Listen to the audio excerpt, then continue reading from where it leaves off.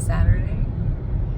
This is a reflection on lesson 283 in A Course in Miracles, and it says, my true identity abides in you. I think that's what it says, my true identity abides in you. And I also looked up the definition of abide because it has a few definitions, and the last definition is the one that this one's referring to, which means everlasting, never fading. So my true identity never fades, like the true me, the true who I am, never fades, and it's everlasting. And this one, I don't know why, but this one brought up a lot of different things for me, because I've been playing around with my sense of identity, playing around as in, what even is it? It's just a collection of thoughts. Even even memory is questionable. And every time, this is another little piece of science I heard years ago, every time you revisit a memory, you actually change it according to what you're feeling in the moment you're revisiting the memory. So I can't even reliably say what my identity's story is, like this person of this name, what she even went through in this life.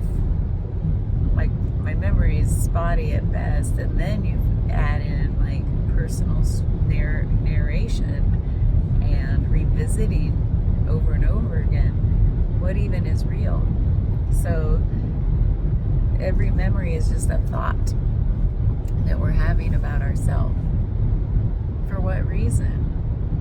Sometimes we want to recall the good times, be like, oh yeah, like nostalgia's like a warm, cozy feeling I really enjoy. And then other times I'm revisiting past like tragedies and traumas to still try to understand, as where I am now, how would I reflect on it in order to gain some insight into who I am and how I can grow from it. And the whole who I am is that sense of identity. What does that inform about this, whatever identity even means to me? And the more I play with it, the less I hold on tightly to this idea of an identity, and the more I realize, funnily enough, I've never really, I don't want to say never, there's been a thread through my life of trying to not have an identity. And I'm like, oh my God, this goes deep. Because every time somebody tried to pin an identity on me, I would like revolt against it. Or like I've told you before, I remember one interaction I had with somebody that sticks with me because it must have been very, very profound, is somebody really saw me in that. Like saw me and was like, got frustrated with me about, why don't you ever have an opinion? You gotta have an opinion about things. And to me, to have an opinion is to like put your to stake claim, put a flag in your identity. It's like, that's who I am. It's what I believe. And I even remember way back then being like, something's itchy. But it's chilly, so I'm gonna leave this on. So like, there are moments like that through my whole life. And also, because I didn't want to say never, is because there are times where I'm like, I want, like, part of like the me that wanted to fit in was always like trying things on for size, and they never fit. Never fit. I don't want to say never. I guess certain things fit. Like, I've always, I guess, felt tomboyish ever since I was little. You look back at old photos. Yeah.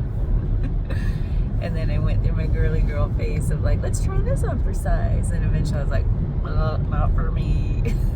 Tried makeup on for size. Sometimes it's fun. Play dress up. But to me, this sense of identity is always trying something on for size and ultimately like discarding it. Like, it was fun for a while. And to me, I feel like, well, that's my truth. And I feel like that's why I feel like, because it's my truth, I feel like it's a universal truth. because the specific is the universal and the universal is the specific. That's a whole separate video about, well, that's all identity is. We're all just trying stuff on for size and seeing what vibes, and then we're going to be with that for however long we're going to be with it. And for me, it was just very short periods of time, except for tomboyishness and comfort. Trying to be comfort in clothing like this. This to me is me because it's comfortable and cozy and I guess tomboyish, I don't know. So that I thought he keeps looking over here like, what are you doing, shimmy?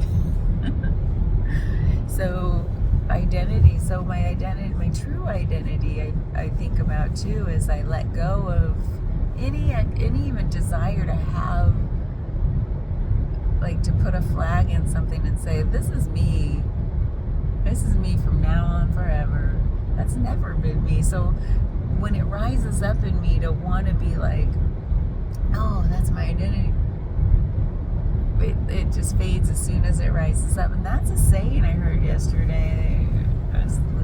I put on like a meditation, or more like a Dharma talk that we listened to while I was driving yesterday, and this guy said it in different words, and I think it was something like one of the Buddha's teachings, maybe not word for word, who knows, it was like so long ago.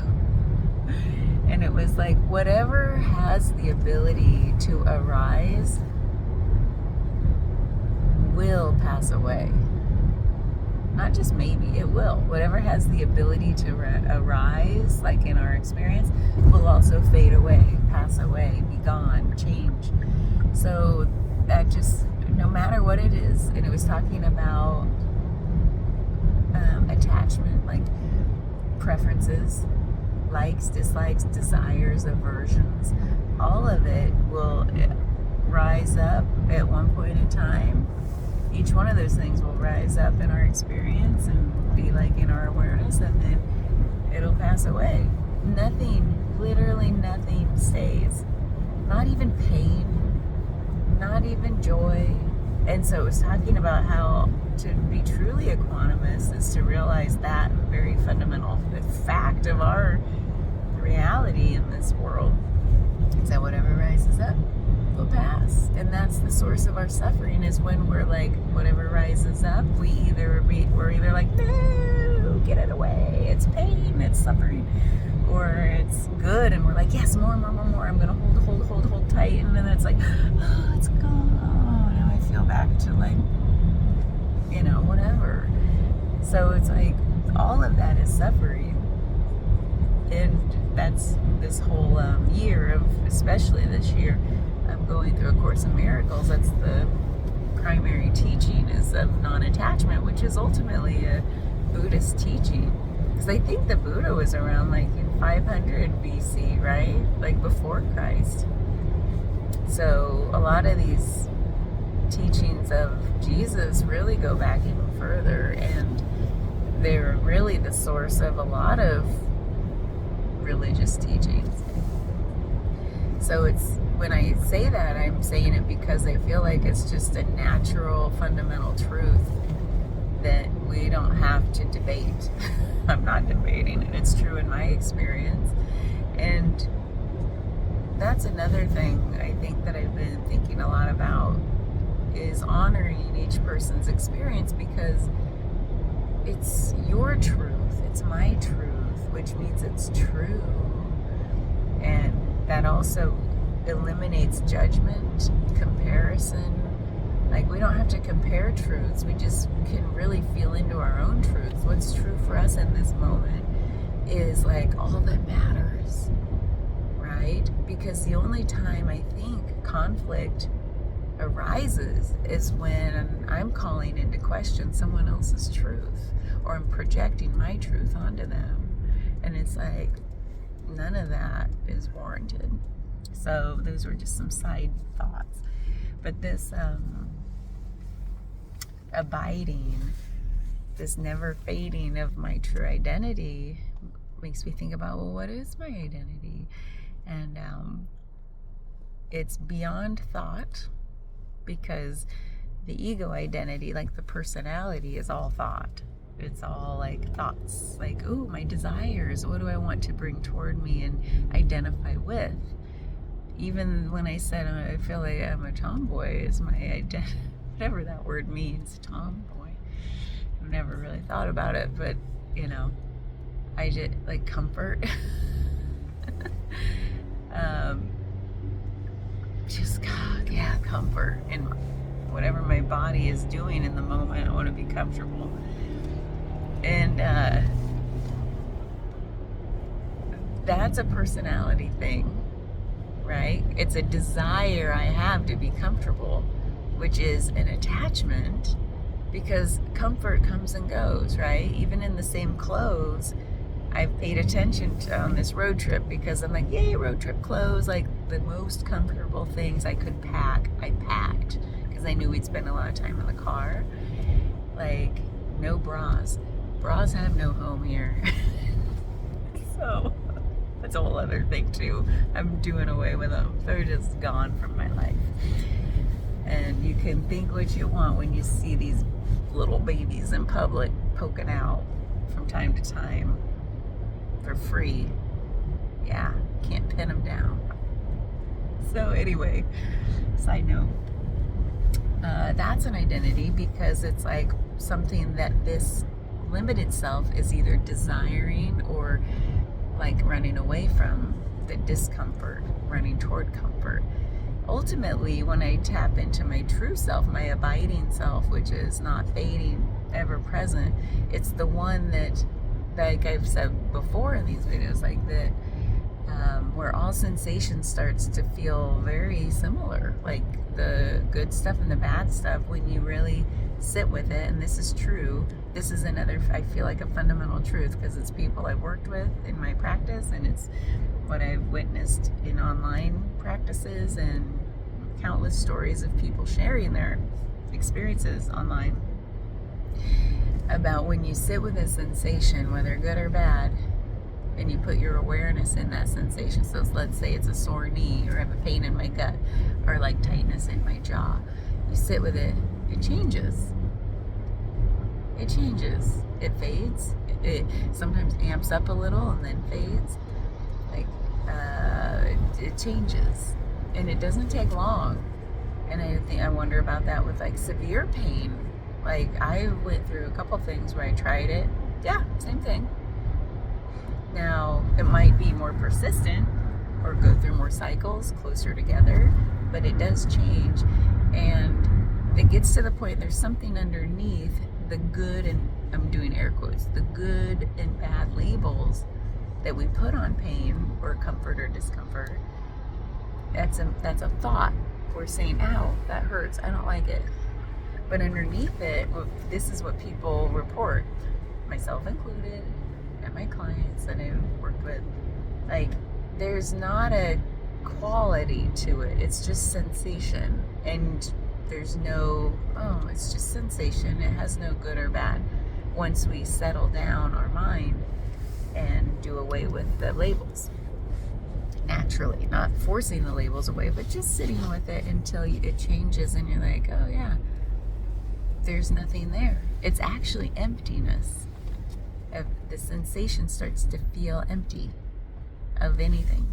So that's another, I feel like that's a fundamental truth of our experience. Like, change is the only constant. So of course sensation will change.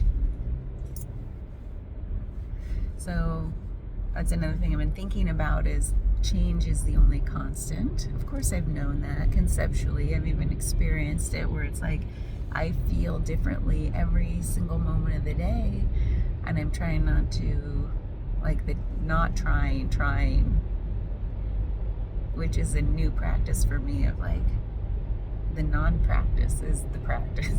This is hard to talk about, because what I'm trying to let go of, actually what it is really is just a continual letting go. You might call it a continual surrender, a continual offering up, but it's just what's neat about it is just a continual free fall in the moment, and even the word present starts to lose meaning. Past and future have lost meaning for me already, but the present moment, which we place so much emphasis on, like you got to be present, you got to ground into the present moment, and it's like, what does that even mean? I've had this issue with grounding for a while, and that's something I've tried on for size of like my client. I've tried it with like honoring my practice, like my Reiki practice and my teachings, my learnings. I've tried to honor that by carrying it forward, but it's lost all sense of meaning for me. And what I mean by grounding is really, let's just arrive together right here, right now, which really just means let's settle our thoughts that pull us away from ourselves right now, because all we have is right here, right now. So this idea of attaching to the present moment is yet another attachment. So the next free fall past arriving into this present moment is just like honoring whatever. To me, the value of guiding us, myself and my clients together into arriving into the present moment, I'm thinking about this now, there's still value in that I want them to get the most for their money, like the biggest bang for their buck, right? If possible. So people who aren't used to settling their own minds, that might be something of value to say, let's arrive, which to me is more like, oh yeah, I'm here. It's like a way to do that. So I still feel like there's value there. Beyond that, what I'm practicing in the non-practice is like being like so equanimous with whatever shows up, not even attaching to presence, not even attaching to this idea of awareness. So that's the next free fall. Is what I'm finding is there's no thing, literally no thing to hang a hat on, to grasp onto, to put a flag in, because everything's changing. And sometimes I sense a bodily sensation rise up that feels like, well, oh no, what now? Like, what do I do if I'm constantly falling? And then that fades away, and that becomes less of a sensation. So really all that we have, I guess this was another Buddhist teaching, was that all we have are our six, I think he called them six senses. Like, all we have are the body for physical sensation, taste, smell, sight, hearing, and then our thoughts. Thoughts would be like the six versus our normal five we think about, I guess. That's all we have, and they're always changing, and it's how we sense the world around us. And it's really just about not attaching to anything. Even thoughts can come and go. So a lot of, I think what I've heard people get hung up on meditation is trying to like quiet the mind so much that actually it ramps up the chaos in the mind, and that becomes a sticking point. Or like getting down on ourselves for not being present, which is resistance, a buildup of resistance, which what resists persists. So this whole idea of abiding, this thing that never fades and is ever present, is also ever changing. I think abiding is the free fall in the ever changing. And there's freedom in that. There's like this, it's like falling off a ledge. It's so hard to describe the physical feeling, but I assume it's going to be different for everyone, because we're all different sense organs, our nervous systems are all different. So that's what this lesson really made me think about, is the free fall in the ever changing, and how these ideas of self and identity, it becomes, so what I've gone through lately is like, well, who even is this? okay, there's so much freedom in not identifying as something, or the shame or whatever you want to call it I've put on myself for not identifying as something, to the point where like, let's see, so many thoughts here about what I've gone through, just like stages or aspects of this in no particular order. Is like, well, yeah, I feel so free to just express in the moment whatever's coming up to be expressed in my clothing, in whether or not I wear makeup, because like some days maybe I'll feel like throwing on some mascara and being like, and that'll be fun. Like, it's just so much freedom. And then versus like, think about like a monk who's just like, well, like, not a monk, that's not what they think, but if the image of a monk, a lot of us think, well, they've denounced everything, like take up common clothing, and like they're denouncing kind of identity in a way, or the expression of an identity, and that's valuable too. And then at some point I feel, oh, blister, you like in my own experiences, like, to me there was like a small gate there that I went through, like, yeah, that's something like denouncing identity, but what's beyond that? I feel like there's always a beyond. So for me, this free fall is not getting stuck at any one point. It feels pretty quick to move through things now, like, because you can see clearly it's never ending. There's nothing to hang your hat on. It's just continual free fall or free flow into the next thing or experience, which is like a full circle moment back to just living without any insights at all. Right? We're just here. But the difference is being mind identified or not. Like being led by the mind, or just looking at the mind and being like, yeah, I know, right? Humanity. Oh, it's so fun being human. So I feel like that's where I'm at now, is just appreciating everything that arises up, and then the knowing that it's going to do no good to hang a hat there. Just let it fall away, and it's okay to sit with the ho-humness or the boredom or the apathy or whatever comes up.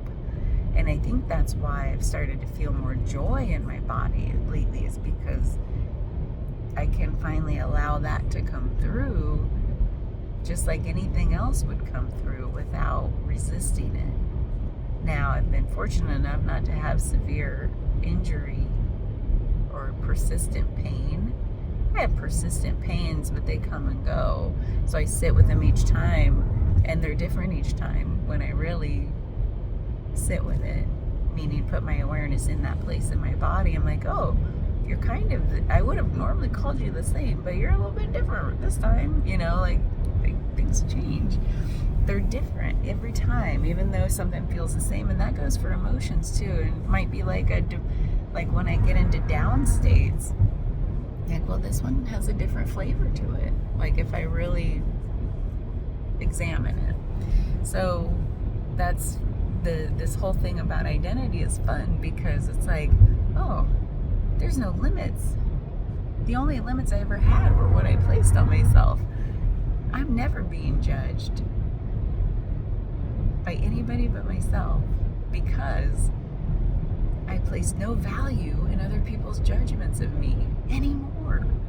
And it's liberating. And it's not just a facade, it's truth. It's like it's like a different way of experiencing myself, where it's like, so the moment I feel any judgment, it's coming from me. It's a feeling I feel on the inside, and it's like, I don't care. It's like this whole like, I don't care. That's like, I care deeply about like literally everything. That's the other part of this, is like, there's no end to the caring. So I don't even like to use the word I don't care, but what I mean, if it comes up, because it's a habit of saying this, is it has no effect on me. It has no hold on me. And if it ever did, it's because, oh shit, I did a wrong thing. You know, I deserve to feel what this person's feeling about me. For example, if I really harmed them in some way, emotionally or otherwise, I deserve and want to feel the pain of like, oh yeah, I'm affected by what I did to you. Beyond that, though, what everything has been in my life up to this point, when I wasn't hurting people, was just judgments, like that I thought I felt from other people, but it was really just coming from the inside.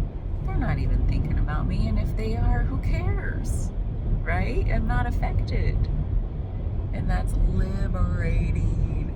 It's like the most liberating thing. So we can express ourselves however we want, and we don't have to say, this is who I am forever. Because has it ever been true? No. I've seen old photos and I'm like, oh yeah, I remember when I used to dress like that, or, you know, or wear those earrings, or have those thoughts, read those books, write that poetry, read fiction, nonfiction, go, like, I tell Matt, I'm like, feels like I've lived like so many distinct different lifetimes, because I've never had an identity for very long. And the only constant one I think about, well, what has been a constant thread since this whole lesson is about abiding, is well, there's always been this person in there who's wanted to constantly grow, constantly change. And I think I've always deeply had this desire for free fall, like not hanging on too tightly. I've never had a job more than 2 years, like for the same company. I finally made it to 3 years with a company, and that was it. So you know what I mean? Like there's somebody in there who just who thrives on change. And then there's also a part of me who I've been getting in touch with who deeply values constancy, not routine, but more like the value in little efforts every day that amount to something, without saying this is going to be the thing forever, you know. For example, creativity every day. It can take whatever form. It's still in this boundless box, you know, but it's like little efforts every day. Exercise, like what does this vehicle need for longevity? Because little bits every day, especially getting into body work and really seeing people's mobility decrease over their years, when a little bit every day goes a long way. So that's the thing I'm starting to value versus just constant change. You can have change in the constancy. So that's another thing I've always appreciated, paradox. So, and irony and truths, all truths. So that's the last thing I'll say that I wanted to include in this reflection. It's so long, but that's okay. We're just driving through Ohio. And the last thing was about truths and how everything's true, literally everything, which makes this free fall, this abiding, this never fading, is that everything's true. I was thinking about everything's included when we came, like I'm in this space now where everything's included. There's nothing to exclude.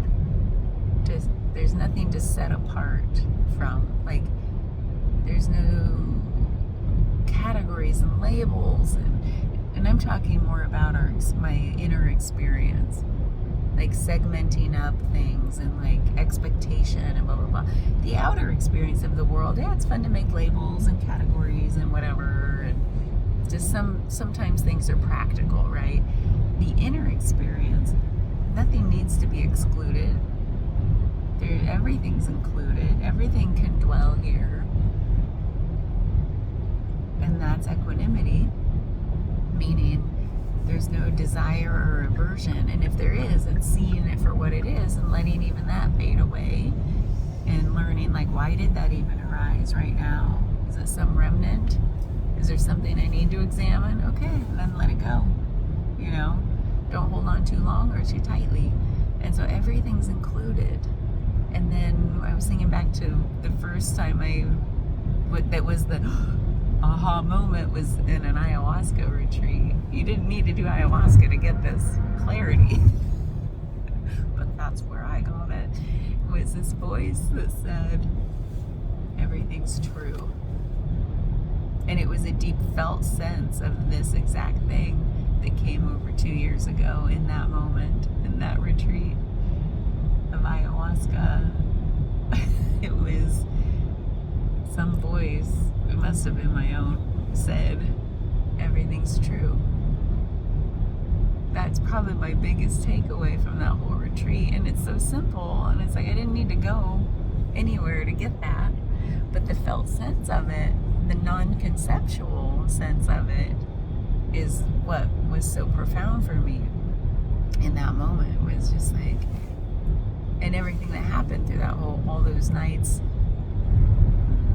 there were 4 ceremonies, was reaffirmation of that. It was reconfirming that everything's true. There's no separation. Things flow into each other. Many truths are true at the same time. That's why I love paradox so much.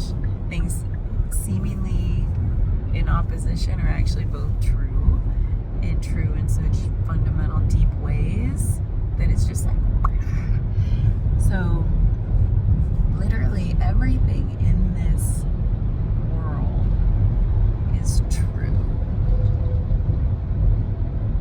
There's nothing that needs to be resisted. Nothing. And that was just, so that's what this also made me think of, this lesson about my true self abides in you, is like, if whatever God is, whatever created this, created everything. Everything exists from that same source, right? It exists because we say it exists, we feel it in our experience. It's all true. I know this is hard to describe because you probably already have felt it, but I feel like words can only do so much, because I feel that all the time. I'm like, things don't make sense. They're not like landing in me when I hear them, but I'm like conceptual. I'm like, oh yeah. And then when I feel like there will be something that just like zaps me in my visceral feelings of it, and I'm like, oh no, I get it. So yeah, and that's how this goes. We're all on our own paths. There's still some things I'm listening to from people, and I'm like, yeah, like it's coming. It'll get here one day, and then one day it lands, and I'm like, I feel the meaning in a totally different way. So that's what I mean by everything's true being so profound for me in that moment. Was like, oh yeah, there's no boundary between anything. And it's not just the like, I am God sense, that you can sometimes feel like I am everything is me. Like the other day when I said I looked at a trash can and I'm like, that's me. There's that, but there's also just like, okay, I'll just stop talking about it.